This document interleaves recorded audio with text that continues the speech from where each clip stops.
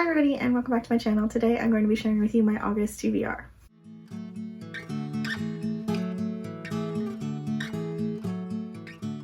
So August is my last month before going back to school and I'm very excited, and I have a very ambitious TBR to anticipate that, I should say. There are two main readathons going on during the month of August that I'm going to try and complete. One of the readathons has 16 prompts, and so I have 16 books.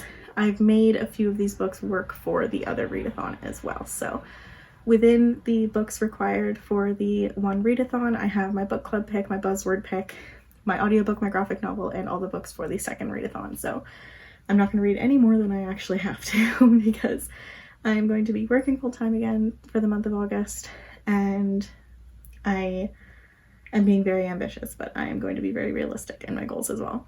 Without further ado, let's just get into it. So the first readathon that is going on during the month of August is the All the Worlds a Page readathon, which is hosted by Olivia from Olivia's Catastrophe and a few other people. I will leave all their links down below, and it is a Shakespeare-themed readathon that I never knew existed, which is just an absolute crime. I'm a huge Shakespeare nerd. Most people who know me know that, and so I'm very excited to be participating. There are two sets of prompts for this readathon. Some of them are based on character tropes, and some of them are based off of story tropes that are most often found and often originated in Shakespeare's works. There are 16 prompts in total, and I have 16 books on my TBR, so each of these books will count for one of the two trope prompts. The other readathon that's happening in August is the second round of the Draconathon, hosted by Soleil and Jade. I'll leave also their links and announcements down below. This is a dragon-themed readathon that is also a worldwide themed readathon. At the same time, there are two sets of prompts for this as well. I'm going to try and read a book for every prompt. And the first 5 are prompts related to specific types of dragons from all over the world. And then the other prompts are to challenge you to read a book from different countries and areas and regions specifically. I have a book for every dragon and a book for every region, so they are all going to work together with the All the Worlds a Page prompts, and it's going to be a good time. I have my little cheat sheet of what each book counts for next to me, so let's just get right into it. Starting with an oldie but a goodie, a book that's been on my TBR for quite a long time, and one that is probably the largest book on my TBR, I'm going to be reading The Priory of the Orange Tree by Samantha Shannon. This is an epic high fantasy female-female romance featured, and it has dragons, and I'm very excited about it. That is literally all I know about the plot. That is all I've known for the past 3 years that I've owned this book, but I'm super excited to be reading it. This book is going to count for the Tiamat prompt, which is the first Draconathon prompt, and this one is a book that features rivers or oceans. This was on their list on their Google Doc for the readathon, so that's where I got it from. For All the Worlds a Page, this is going to be counting for the prompt that is, I've been dying for the last 50 lines, read a big book. You can decide what big means. I think this counts. Next up, I'm going to be reading The Tombs of Adawan, which is the second book in the Earthsea Quartet, the Earthsea Cycle, written by Ursula K. Le Guin. This one I know features dragons at some point in the story, so I'm excited about that. For the Draconathon prompt, it counts as the Chiwin prompt, which is a book featuring poetry, and this is very poetic writing. It also was featured in their list, so I'm going with it. And for what All the Worlds a Page, this counts as even insta-love sounds beautiful when you write it well. Read a book with pretty writing and or a writing style you love. Ursula K. Le Guin has become one of my favorite writers over the past few years, and I just adore her prose, so I'm very excited about this. This is another epic fantasy. This is one of the first ever epic fantasies written by a woman. It was written in the 60s, and it is a fantastic story about this character named Ged going on a typical hero's journey. This is the sequel to his first book, The Wizard of Earthsea, and I'm very excited to read it. Next up, for the Draconathon prompt of Nihog, reading a book featuring a morally grey or villainous point of view main character, I am going to be reading The Ruin of Kings by Jen Leon. I've had this book on my TBR also for quite a while, and this is a also super high fantasy featuring dragons. Shocking. This follows the story of Kieran, who is a minstrel's son and living outside the boundaries of the magical kingdom. One day he is plucked from his life as a thief, and he is claimed to be the missing son of a treasonous prince, and he is brought into the royal court in order to fulfill his destiny. However, his destiny may not be to save the kingdom, but to destroy it. Also super excited about this one. I know the character is morally gray. He's a thief. He is destined to destroy the world. I'm sure that will be thrown up in the air at some point during the story, but I am very excited to get to this. This also counts for All the Worlds a Page, as it is fulfilling the prompt of villain monologue, reading a book focusing on a villain, antagonist, or anti-hero, or one you think will have a dramatic character arc. So this will definitely fit the bill for that. Next up for Draconathon, for the prompt of Angut, which is to read a book featuring disaster, chaos, and or poison, I will be reading Rage of Dragons by Evan Winters. This one I've had on my TBR again for at least a year. I remember buying it last summer from Indigo. This one I'm very excited about because it is a Black Canadian author, which always makes me happy. And this one has been described as Game of Thrones meets Gladiator. In Evan Winters' The Rage of Dragons, a novel that started as self-publishing sensation, has become one of the most acclaimed epic fantasy debuts in recent years. The sequel either just came out or is coming out soon, so I'm desperate to read this one ASAP. And then for the All the Worlds a Page prompt, it counts as you just missed the character you really needed to talk to. Read a book you've been meaning to read for a while. I've had this on my TBR for a year, so this is definitely counting for that. Finally, for the first of the 5 Draconathon prompts, it is the prompt for Nana Balele, which is to read a book with a beautiful book cover. I'll be reading The Tea Dragon Festival by Katie O'Neill. This is the sequel to The Tea Dragon Society, a graphic novel set in a high fantasy world featuring many different types of characters and featuring these little dragons that are known as tea dragons because they have either their feathers or they grow twigs and leaves, create different types of tea, and they are named after that type of tea.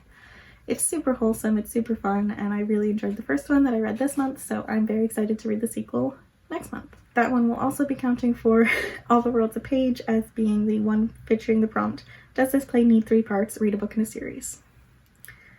And then finally, it is going to be my graphic novel that I read for August.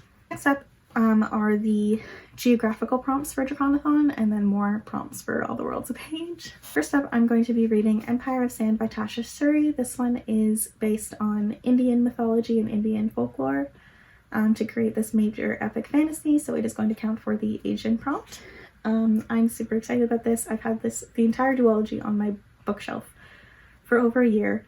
I've heard amazing things about it, and I'm really excited to read Tasha Suri's newest book, The Jasmine Throne, but I want to read this duology first. Super excited about this one. It's going to be epic and magical and fantastical. Super great. For All the Worlds a Page, this is going to count for the prompt of you have a twin, I guess. Read a book in a duology. Next up, I'm going to be reading for the prompt of reading a book set in the Middle East. I'll be reading Now I Rise by Kirsten White. This is part of a historical fantasy series set during the Ottoman Empire. This tells the story of 2 siblings whose father has become a, what's it called? His kingdom has been taken over by the Ottoman Empire, and he's been left in his stead as the ruler, and the children were taken to the Ottoman Empire's location, or central location, to be raised as kind of collateral in order to keep their father from going against the Ottoman Empire. Tells the story from both the 2 kids' perspectives, and this is just the sequel to the first book. I've also had this on my TBR for quite a while. It's also going to count for All the Worlds a Page as fulfilling the prompt of history but add even more drama. Read a book that blends historical fiction and another genre. This one blends historical fiction with fantasy. Next up, for the Draconathon prompt of reading a book featuring Indigenous North Americans, I am going to be reading Firekeeper's Daughter by Angeline Booley. This will be the second time I'm reading this book, and I'm super excited about it. This is a murder mystery contemporary fiction novel that I am super excited to get into again. The first time I listened to it on audio, so I'm very excited to be reading it physically and seeing if I notice any differences. This is also going to count for All the Worlds a Page. This will be fulfilling the prompt of the underrated female character outshines the main character. Read a book by a BIPOC female author. Super excited about this. This one I'm cheating a little bit with, but for the prompt of reading a book set in Scandinavia or Europe, I'm going to be reading Fight or Flight by Samantha Young. This is a adult romance book centering around 2 characters who do not get along on a flight from Scotland to Boston. So it mostly takes place in Boston, but one of the main characters is Scottish, so I'm using that as my way in. I'm shoehorning it in that way. I really hope that Samantha Young manages to change my mind about her writing and that her backlist proves to be better than the one book of hers that I have read.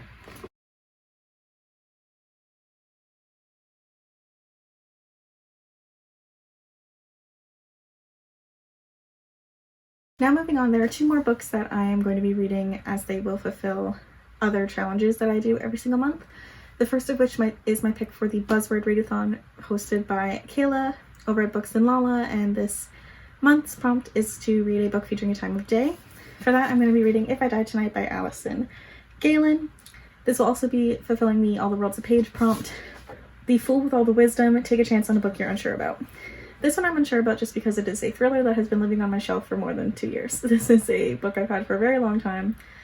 It apparently follows a cast of characters all centered around one car accident late one night, and all of the players in the game during this event, who's the cause, who is to blame, and what is going on. It's a national best-selling author, but I don't know anybody else that's read it, so that's why I'm a bit unsure about it, but I'm hoping to enjoy a nice thriller during the month of August. Finally, the last thing I wanted to do this month is to read a nonfiction. I try and read at least one nonfiction per month to get myself to read more of it, because it's not usually my favorite genre. This nonfiction is also going to count for the All the World's Page prompt of Lavinia Speaks, read a book by a disabled author. This I'm going to be reading Disability Visibility, First-Person Stories from the 21st Century, edited by Alice Wong. This is a collection of essays all written by different disabled peoples, covering a wide range of topics under the umbrella of disability activism and disability rights. It is something I've been wanting to get into way more often than I actually am. It is something that was sparked during my grad school experience at McMaster, and I'm excited to learn something new. Finally, the last 3 books on my TBR are the final books for All the World's a Page. The first one is to fulfill the prompt of It's a Problem Play, so your punishment is marriage. Read a book with a romance element in it. This one I'm going to be reading For the Wolf by Hannah Witten. This is a book that's been on my most anticipated list for 2021, and I'm so excited to get into it. This tells the story of Red, who is a second daughter, the first one in centuries, and she has one purpose as the second daughter: to act as a sacrifice for the wolf that lives in the wilder woods, in order to keep the town that she lives in safe. Red has accepted her fate as this person and has accepted what is about to happen, but then she finds out that the entire world she knew basically is a lie. The wolf is not a monster but a man, and he needs to help her tune into her magic, learn to control it, and to use it, because it is going to be the key to keep everybody safe.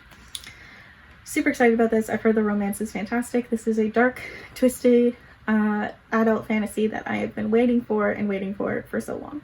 Next up, I'm going to be reading a book to fulfill the prompt of surprise, magic actually exists for convenience. Read a book with magic in it. For this one, I'm going to be reading Gods of Jade and Shadow by Sylvia Moreno Garcia. This is a historical fiction fantasy book set in 1920s Mexico, and it follows our main character, Cassiopeia, who, after opening a mysterious wooden box, ends up learning that demons and magic and mystery exists when she accidentally frees a imprisoned deity. She then has to work with this deity, who is described as a strangely alluring god. She begins an adventure replete with magical ghosts, or malicious ghosts, shape-shifting sorcerers, and a powerful magic. She goes all across the country of Mexico, and even ends up finding herself in the Mayan underworld. I love Sylvia Moreno Garcia's books. I'm trying to read all of her backlist, so I'm very excited to get to this ASAP, and I know I'm going to enjoy it. Finally, the last book on my TBR is going to fulfill the prompt of Band of Brothers, read a book with multiple points of view or an ensemble cast. I have many fantasy books that would fulfill that prompt, but I am choosing to read another adult romance, and that is The Wedding Date by Jasmine Guillory. I've been wanting to dive into Jasmine Guillory's romances for quite a while now, and I've collected almost all of them, but this is finally the first book in the companion world that she is writing in. This follows Alexa and Drew, and the two of them end up getting stuck in an elevator and agreeing to attend the wedding that they were both mutually invited to as a couple. So it involves fake dating, and I'm very excited about it. I've heard amazing things about Jasmine Guillory's romance writing, so I'm super excited to find a new romance author that I can just find all of their works, binge them immediately, and pre-order all the rest of them. So I'm very excited about this. It's going to be a really great way to shoehorn a little bit more romance into this fantasy-heavy month.